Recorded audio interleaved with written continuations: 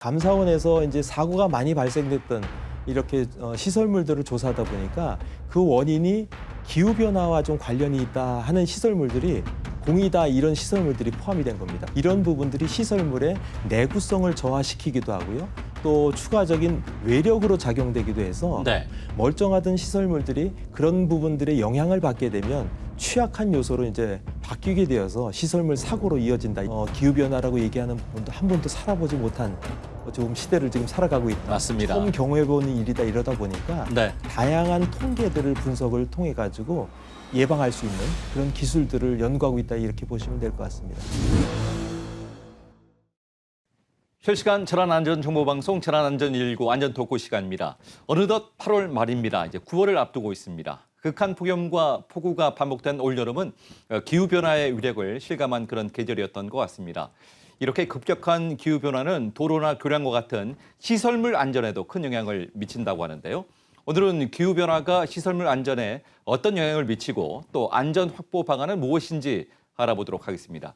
우리나라 시설물 안전을 종합 관리하고 있는 국토안전관리원의 오영석 수석 전문위원님 나오셨습니다. 어서 오십시오. 네, 반갑습니다. 자, 본격적인 말씀을 나누기 전에 제가 이제 시설물에 대한 이야기를 했습니다. 이제 시설물. 그러니까 시설물이라고 하는 게 어떤 건지 먼저 좀 설명을 해 주셔야 될 것 같습니다. 그 시설물이라는 용어가 공식적으로 사용된 거는 94년도 성수대교가 붕괴되고 나서 그 계기로 만들어진 법이 있습니다. 그게 이제 시설물 안전관리에 관한 특별법인데요. 거기에 이제 정의돼 있기를 건설 공사를 통해서 만들어진 터널이나 교량이나 댐이나 항만 그리고 건축물 같은 그리고 그 부대 시설을 시설물이라고 정의하고 있습니다. 그래서 이 시설물들에 대한 부분을 우리가 이제 의무를 부여해서 관리를 하게 되는데요. 시설물이 당시에는 좀 제한적으로 정해져 있다가 사고가 나고 또 시대가 바뀌면서 시설물로 포함이 되기 시작합니다. 그래서 2011년도와 2018년도에 옹벽이나 비탈면, 그다음에 공동구, 그다음에 하천 시설들이 포함이 되면서 1종, 2종, 3종 시설로 분류가 돼서 관리가 되고 있다 이렇게 보시면 될 것 같습니다. 자, 이렇게 이제 시설물이 사용되면서 참 여러 가지 영향을 받을 수 있을 것 같습니다. 또 최근에 기후 변화가 많으니까 이런 기후 변화도 시설물에 충분히 영향을 미친다고 저희가 봐야 되겠죠. 시설물을 처음 만들게 되면 사실은 사용 목적에 따라서 여러 가지 영향들을 고려해서 만들게 됩니다. 근데 이제 그 만들 때 고려했던 사항들을 초과하는 그런 어떤 환경들이나 상황들이 마련되겠죠. 최근 좀 많아지고 있잖아요. 예, 그게 이제 기상 이후 이제 이변 또 아니면은 기상 변화라고도 할 수 있을 텐데요. 그런 다양한 그 영향 요소들을 초과하는 일들이 지금 벌어졌는데 이런 기후 변화와 관련돼서 가장 우리 시설물에 영향을 미치는 요인이라고 하게 되면 기온에 대한 영향이 있을 거고, 그 다음에는 강우에 대한 영향이 있겠죠. 근데 기온에 대한 거는 방금 이제 앵커께서도 얘기해 주셨지만 그 한파가 있을 거고 또 폭염이 있을 것이고요. 그렇습니다. 또 강우에 대한 부분은 여름철은 비가 되지만 겨울철에는 또 눈이 그렇죠. 그래서 폭설이 될 수 있고 그래서 이런 부분들이 시설물의 내구성을 저하시키기도 하고요. 또 추가적인 외력으로 작용되기도 해서 시설물에 영향을 주게 되는 것이고 멀쩡하던 시설물들이 그런 부분들의 영향을 받게 되면 취약한 요소로 이제 바뀌게 되어서 시설물 사고로 이어진다 이렇게 보시면 될 것 같습니다. 특히나 최근에 극한호우나 또 극한 폭염이 계속되고 있기 때문에 그 시설물의 영향이 더욱더 커지지 않을까 또 걱정이 되고 우려가 되는데요. 이러한 시설물 가운데 기후변화 때문에 이 취약한 시설물이 있다면 어떤 것들이 있겠습니까? 보통 이제 시설물도 건강 등급, 사람의 건강 등급처럼 등급을 매기게 돼 있습니다. 그래서 보통은 이제 A, B, C, D, E 등급 5개 단계로 등급을 매기는데요.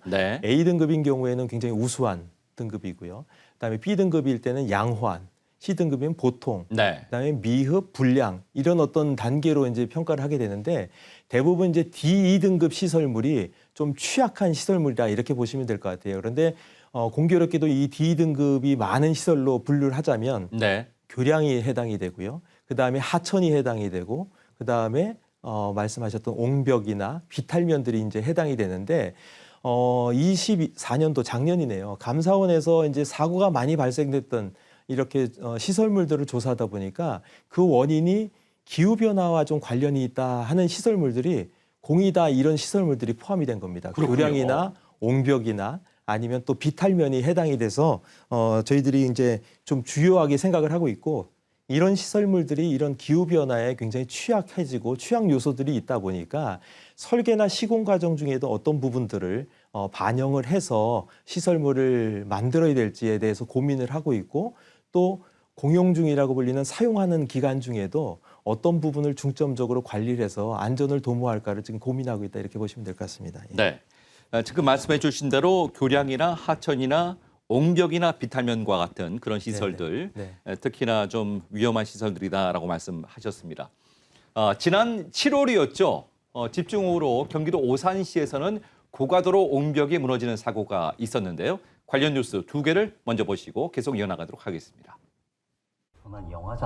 빗길을 달리는 차량들, 고가도로 옆 옹벽이 터진 것처럼 무너지더니 앞서가던 차량을 덮칩니다. 그리곤 옹벽 위 거대한 콘크리트 구조물까지 연이어 무너져 내립니다. 어제 저녁 7시쯤 경기도 오산의 한 교차로에서 발생한 옹벽 붕괴 사고 장면입니다.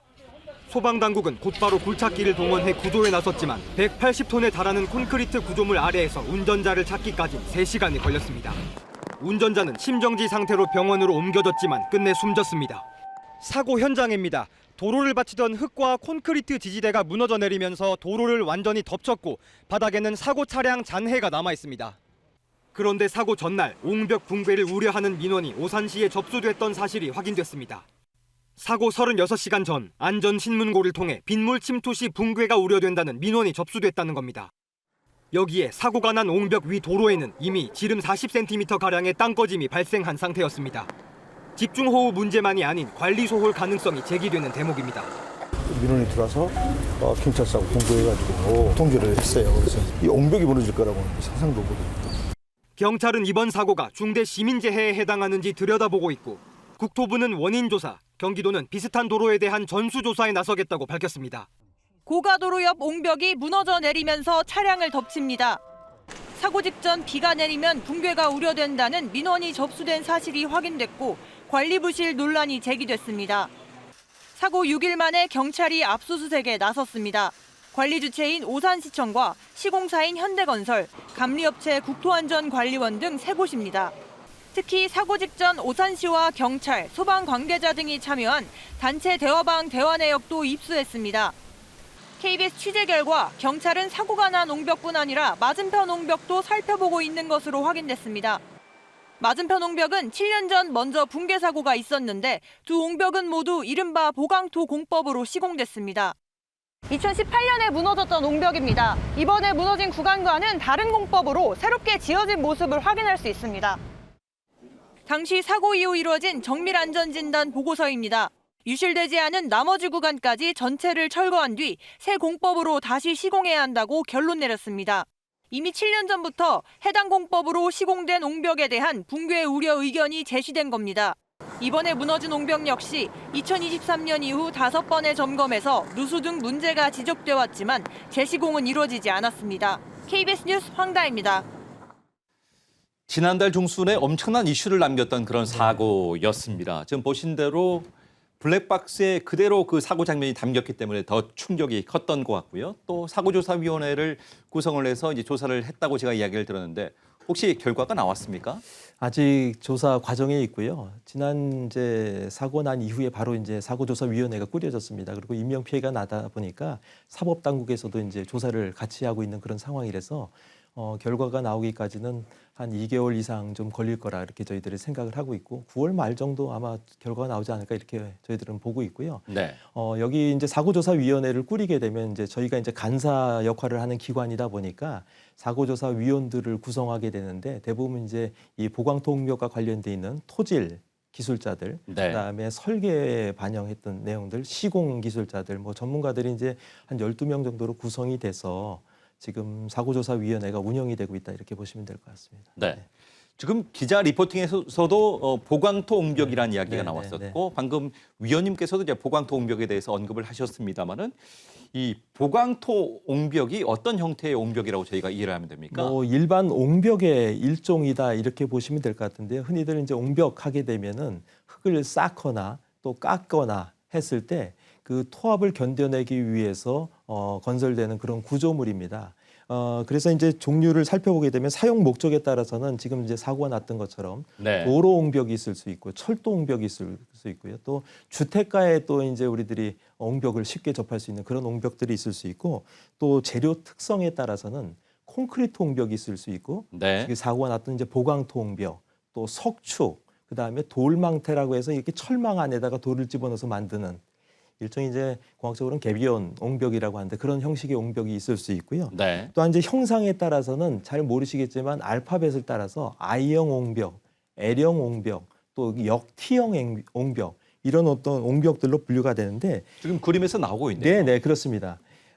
근데 이제 이번에 났던 이제 보강토 옹벽 같은 경우는 그 철근 콘크리트를 생각하시면 될 것 같아요. 이 흙이라는 소재 자체가 인장력이 없다 보니까 거기에 인장제 역할을 할 수 있는 그 보강재들을 층별로 이제 삽입을 해가면서 이렇게 쌓아나가는 옹벽이고요. 콘크리트 옹벽과는 좀 다른 게 그 도로로 쓰여지거나 부지로 쓰여지는 전체가 다 보강토 옹벽 그 재체로서 활동을 하게 됩니다. 그러다 네. 보니까 그 안에 이제 여러 가지 시공시에도 주의해야 될 부분들이나 또 유지관리상에도 주의해야 될 사항들이 굉장히 많겠죠. 그래서 그런 부분들을 아마 집중적으로 이번 사고조사에서도 네. 아마 규명해내지 않을까 그렇게 보고 있습니다. 네.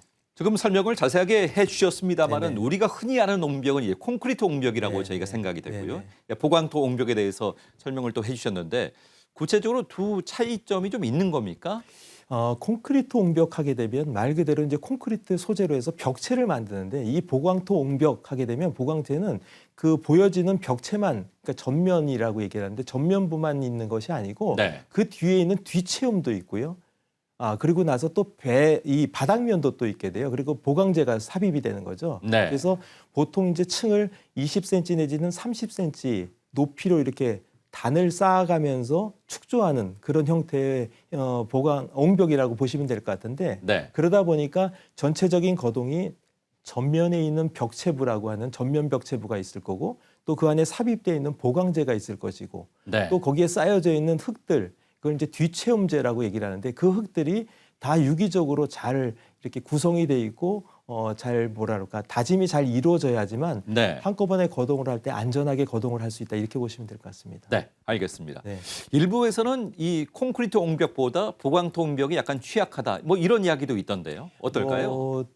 이게 그런 부분이 없잖아 있긴 하죠. 근데 콘크리트 옹벽으로 해결하지 못하는 부분들이 또 있기도 하고 이미 보강토 옹벽은 뭐 그 유래를 살펴보면 3,000년이 넘었어요. 그렇군요. 예, 그러니까 저희들도 사실은 왜 흙을 쌓을 때 좀 더 단단하게 튼튼하게 쌓기 위해서 거기다가 뭐 볏짚을 넣기도 하고 이러저러한 재료를 넣어서 합성해서 이제 만들듯이 아까 제가 철근 콘크리트 얘기를 드렸다시피 네. 좀 더 강도를 높이고 또 안전하게 만들기 위해서 하듯이 보강토 옹벽도 그렇게 만든 겁니다. 그래서 보강토 옹벽이 무조건 콘크리트 옹벽보다 좀 불안전하다 이렇게 네. 얘기하기보다는 사실은 단계별로 시공을 하다 보니까 그 단계별로의 안전성을 얼마나 확보했는지 또 유지관리에 취약한 부분들을 어떻게 해소하면서 건설했는지에 따라서 네. 그 안전성은 좀 달라질 수 있기 때문에 직접적인 비교는 좀 뭐 어렵다 이렇게 말씀드릴 수 있겠습니다. 그렇네요. 네. 그러니까 시공에 따라서 시설물에 따라서 충분히 다르게 좀 건설될 수 네. 있고 굉장히 시공성이 용이하기도 하고 경제적으로도 굉장히 우수한 그런 어떤 구조물로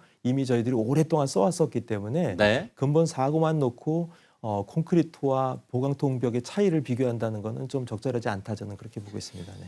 사실 그 토사량을 견뎌야 되기 때문에 옹벽이 굉장히 그 튼튼해야 될 것 같은데 이렇게 이제 손상이나 붕괴 사고가 발생하는 원인이 있을 것 같습니다. 어떤 원인이 있을까요? 옹벽에서 가장 취약한 부분은 사실은 그 물에 대한 영향이라고 볼 수 있습니다. 그런데 네. 특히 보강토 옹벽 같은 경우에는 아까 이제 그 구성 자체를 전면 벽체와 뒤체험재라고 불리는 흙이 있고요. 또 거기에 20cm, 30cm마다 매입하게 되는 보강재를 얘기할 수 있는데 이 3박자가 다 잘 맞아야 되는 겁니다. 그러니까 전면 벽체가 전부 다 그 토합을 견뎌준다고 보기는 어렵고요. 그 일정 부분은 삽입되어 있는 보강재들도 견뎌주게 되고 또 한 가지 더 중요한 거는 뒤체험재에 대한 어떤 그 입경입니다. 흙들을 네. 쌓아서 만드는데 여기에 굉장히 좀 입경이나 입도가 불규칙한 흙들이 섞여 들어가거나 아니면 아주 세리분의 흙이 들어가게 되면 이 침투수로 인해 가지고 그런 것들이 이제 유실되거나 빠져나오는 수가 생겨요. 그래서 근본 오산시 사고 난 현장도 이 영상으로 제가 이렇게 봤을 때 보게 되면 전면 벽체부에 이렇게 흙이 배어 나오는 그런 어떤 자국들이 보이더라고요. 근데 그런 부분들이 아마 뒷체험주로 쓰여졌던 그 토사들이 적절한 어떤 규격을 맞췄는지에 대한 부분도 함께 봐야 되지 않을까 저는 그렇게 보는 거고 네. 무엇보다도 아까 이제 배수에 대한 얘기를 드렸었는데 이 그 배수에 대한 부분을 다루기 위해서 우리가 이제 그 지표수가 유입이 되는 경로가 있는지 없는지 또 유입이 됐다면 그게 어떤 형태대로 배수가 될지 이런 것들을 잘 살펴보는 게 중요한데 이번 사고에서는 뭐 포트홀로 인해서 뭐 강우가 집중적으로 유입이 됐다 그런 보도를 봤을 때도 네. 그런 부분이 전반적으로 안전성에 좀 저해를 줬던 건 아닌가 저는 그렇게 보고 있습니다. 네. 일단 이제 물에 대한 영향이 클 수 있다 이렇게 말씀을 네네. 해주셨고요. 네. 오산 옹벽에 같은 경우에는 기후적인 영향을 받았을 수 있다는 우리가 이제 생각을 하게 되는데 결국 그 강우나 이런 물에 대한 영향을 받았을까요? 어땠을까요? 뭐 원인을 이제 파악을 해봐야지 알겠지만 대부분 이제 옹벽에서 문제가 생기는 거는 배수 시스템에 대한 문제, 특히 보강통벽은 뒤채움제에 대한 문제, 또 시공 불량에 대한 문제 네. 이런 부분들이 뭐 그 옹벽이 설치되어 있는 지역의 지질학적인 영향과 기상 기후에 대한 영향, 또 인위적으로 부실 시공을 했거나 이런 것들과 다 맞물려졌을 때 이제 기상 이변 또 기상 변화로 인해서 집중 강우가 있게 되면은 취약한 부분들이 더 부각이 되겠죠. 그럴 것 같네요. 네, 그러면서 이제 그런 부분들이 집중적으로 문제화돼서 이제 사고로 이어진다 이렇게 보시면 될 것 같습니다. 네.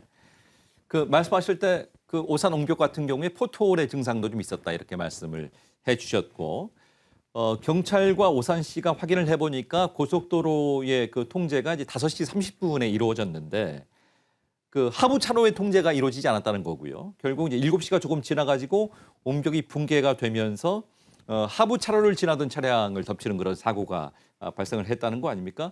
도로 통제가 조금 됐더라면 이런 사고를 막을 수 있지 않았을까 하는 그런 느낌도 드는데요. 그러니까 구조물에 대한 이해가 조금 이제 부족하시다 보니까 일반인들이니까 얼마든지 그럴 수 있을 것 같아요. 우선은 차량들이 다니는 주도로가 아마 그 고가도로였을 것이고요. 네. 그 옆에 이제 전면부 쪽에 이제 옹벽의 전면부 쪽의 도로는 약간 이제 그 경유하는 차량들이 다니는 도로였을 것 같은데 그러다 보니 제일 먼저 문제가 이제 나타났던 것이 고가도로 부분의 이제 옹벽 부분이었겠죠. 이제 그렇죠. 보강통벽의 바닥 부분이었겠죠. 네. 거기에 이제 포트홀이 생기게 되면은 집중 호우가 있을 경우에 그 지표수가 유입될 수 있는 경로가 되는 거고 그 안에 그러니까 보강토 옹벽을 아까도 말씀드렸다시피 이제 흙을 20cm, 30cm가 높이로 쌓아 나가면서 보강재를 삽입하면서 그 높이를 축조한 거다 보니 거기에 물이 찼을 경우에는 어떻겠습니까? 그게 이제 일종의 물막이처럼 역할을 할 것이고 네. 배수가 원활하지 못하고 배수 용량을 초과하는 경우라면 벽체를 이제 밀어내는 형국이 되겠죠. 그러면서 이제 무너지는 그런 사고가 났다고 저는 보는 것이고 통제가 이루어지는 것까지는 굉장히 좋았다 생각을 하는데 그런 어떤 유입 경로 같은 경우에는 이제 방수포나 이런 것들을 덮어서 물들이 유입되는 것을 조금이라도 막아줬으면 그렇군요. 사고를 좀 더 이렇게 예방할 수 있지 않았을까. 네. 저는 그렇게 좀 봅니다. 예. 조금 더 전문적이고 구조적인 예방이 있었다면은 그 사고를 막을 수 있지 않았을까 하는 그런 좀 아쉬움이 남는 그런 장면이네요. 옹벽하면은 이미지가 그렇습니다. 튼튼해서 잘 무너지지 않는다 이런 이미지가 있는데 자꾸 저렇게 이제 무너지는 사고들이 발생을 하고 있으니까요. 뭔가 전조 증상이 있을 것 같습니다. 어떤 전조 증상이 있을 수 있습니까? 이미 보도를 통해서도 일반 시민들이 많이 제보했다시피 그 벽체를 놓고 봤을 때는 그 벽체에 대한 문제점들만 볼 수 있는데 그 상부에 있는 지표면에서도 변화가 같이 생기겠죠. 네. 방금 말씀드린 대로 이제 포트홀이 생기거나 아니면 지표수가 어디로 이제 많이 흘러서 지중으로 이제 들어가는지를 볼 수 있겠고 또 무엇보다도 이제 보강통벽 같은 경우에는 그 블록 단이나 아니면 여러 가지 패널의 모양들 아까도 이제 콘크리트 블록으로 해놓은 데도 있고 벽돌 형태의 블록도 있고 여러 가지 형태의 블록들이 있는데 그 블록들이 줄을 맞춰서 이제 쌓게 되는데 줄이 이제 어그러지는 경우가 보여져요. 그래서 일반인들도 쉽게 가시다 이렇게 보시게 되면 보강토의 어떤 줄눈부의 이음이 뭔가 어긋나 있거나 네. 또 이격이 생겨가지고 이렇게 벌어져 있거나 이런 부분들 아니면 또 물이 스며져 나오거나 하는 경우라면 조금 나오네요. 약간 네네. 물이 스며져 나오는 네네. 그런 그런 경우도 어떤 보이는데요. 국부적인 부위들이 있는데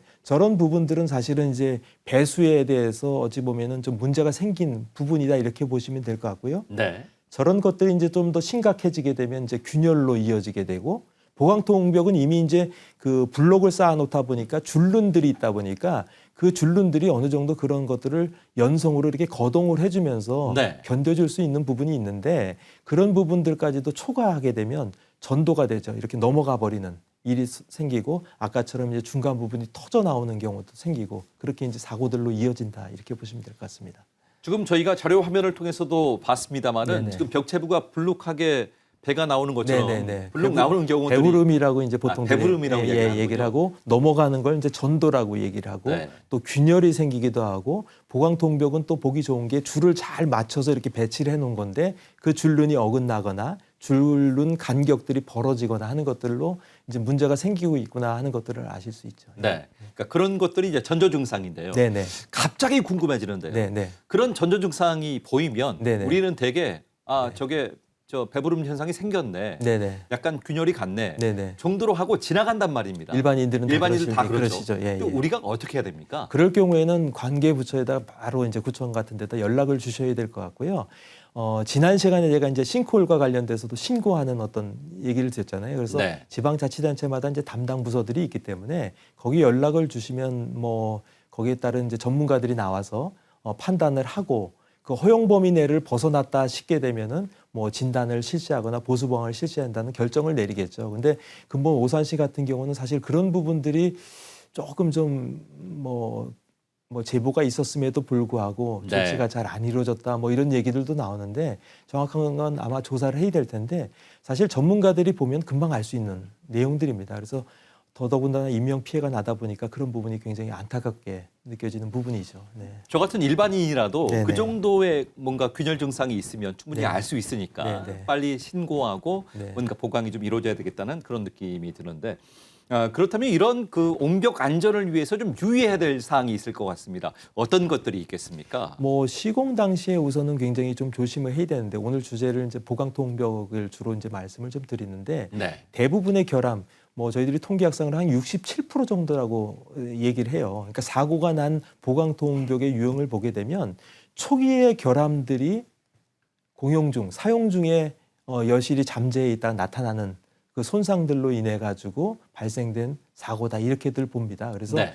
시공이 단계별로 이루어지다 보니 단계별로 어떤 안전 조치들이 이루어졌는지 아까 말씀드렸던 이제 패널과 뒷체움제들 그 다음에 거기에 이제 배수 시스템들의 이런 부분들이 적절하게 잘 구성이 돼서 건설이 돼줘야지 안전한데 그런 부분이 뭐 하나라도 좀 부족하거나 아니면 공사를 좀 더 빨리 하거나 아니면 또 뒷체험제가 굉장히 이렇게 엄격한 규격을 가진 흙들을 사용하게끔 돼 있습니다. 그런데 그런 네. 부분들을 인근에 이제 공사 현장에서 쓰던 흙들을 갖다 넣거나 이렇게 되면 아까도 말씀드렸지만 세립분들 그러니까 아주 미세한 그런 흙입자들이 있게 되면 그런 부분들은 지하수나 지표수가 유입됐을 때 이렇게 쓸려 나가서 바깥으로 나오게 되고 그런 부분들은 공극을 만들게 되죠. 그렇네요. 예, 대부분 이제 집안은 이 집안 침하 사고 때도 말씀을 드렸지만 구성하는 비율이 어떠냐에 따라서 연약해지기도 하고 단단해지기도 하고 하는 거죠. 네. 그러니까 흙은 보통 이제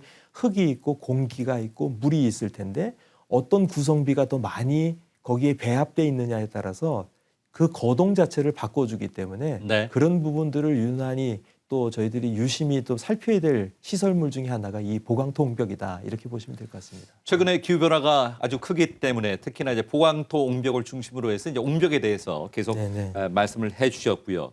또 옹벽 못지않게 교량도 사고가 많이 날 수 있죠. 교량은 그렇습니다. 어떻습니까?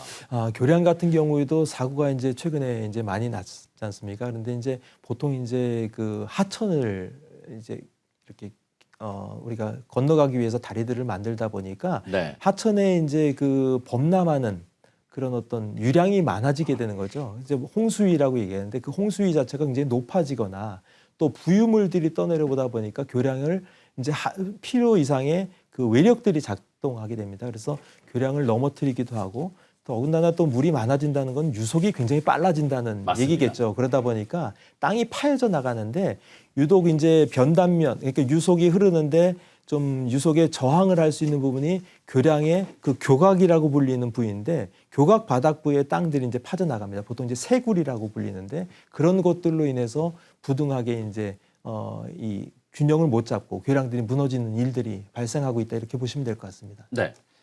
또 최근에 극한호우가 계속되고 있기 때문에 네네. 뭐 순식간에 그 수위가 올라가는 그런 현상 때문에 교량의 사고도 더 커질 것만 같은데 그 작년이었죠. 대전에 유등교 사고가 또 있지 않았습니까? 네네.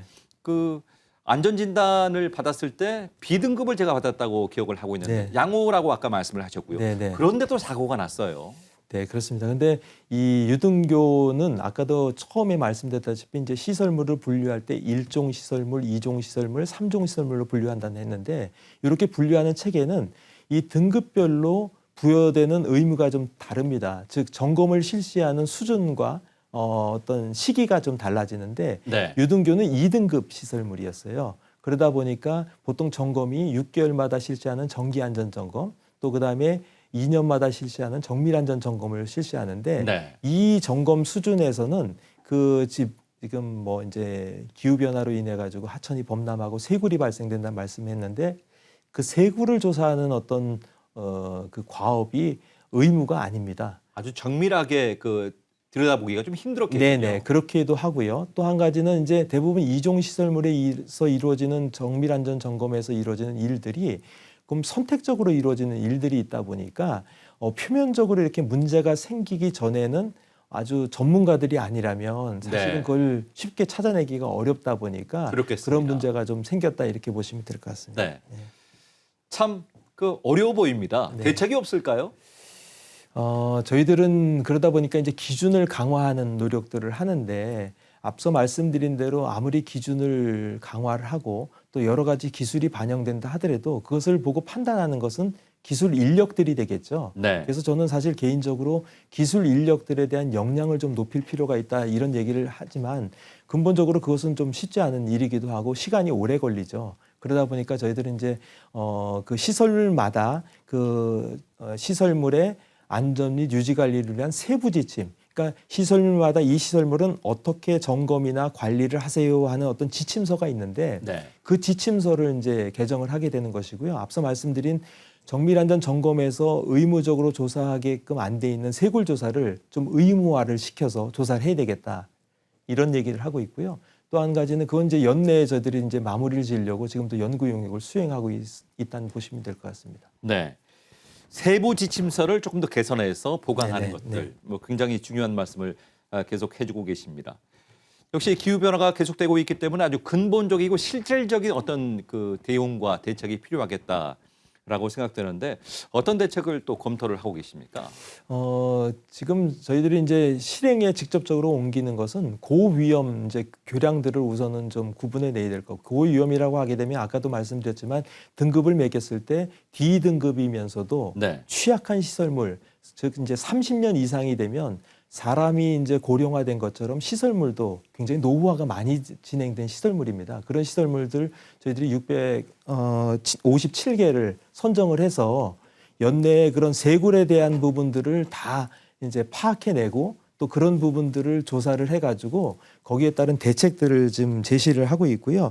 이런 부분들을 이제 아까 이제 세부 지침을 개정할 때 이제 반영을 좀 하려고 그러고 시간이 지나면서 어떤 부분들을 더 조사를 확대해야 될지 저희들이 어찌 보면은 기후 변화라고 얘기하는 부분도 한 번도 살아보지 못한 어찌 보면 시대를 지금 살아가고 있다. 맞습니다. 처음 경험해보는 일이다 이러다 보니까 네. 다양한 통계들을 분석을 통해 가지고 예방할 수 있는 그런 기술들을 연구하고 있다 이렇게 보시면 될 것 같습니다. 657개의 그 시설물을 또 네. 들여다보시겠다 이렇게 네네. 말씀하셨는데 네. 참 그게 생각보다 쉽진 않은 일 같아 보입니다.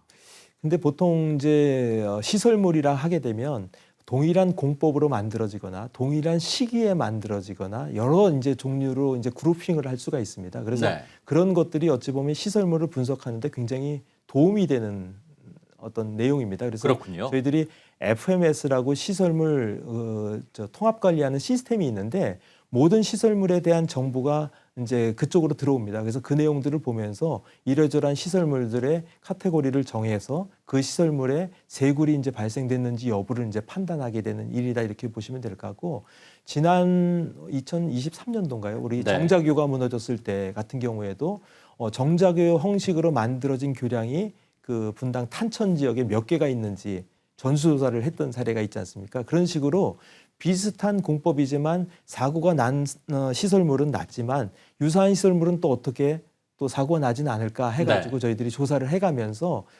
시설물에 대한 안전을 도모하고 있다 이렇게 보시면 될 것 같습니다. 네, 알겠습니다. 실질적인 대책을 세워서 앞으로 안전사고가 없는 시설물의 사고가 없는 그런 환경을 잘 마련할 수 있었으면 좋겠습니다. 자, 오늘은 여기까지 듣도록 하겠습니다. 지금까지 국토안전관리원의 오영석 수석전문위원과 오늘 함께했습니다. 오늘 말씀 감사합니다. 네, 감사합니다.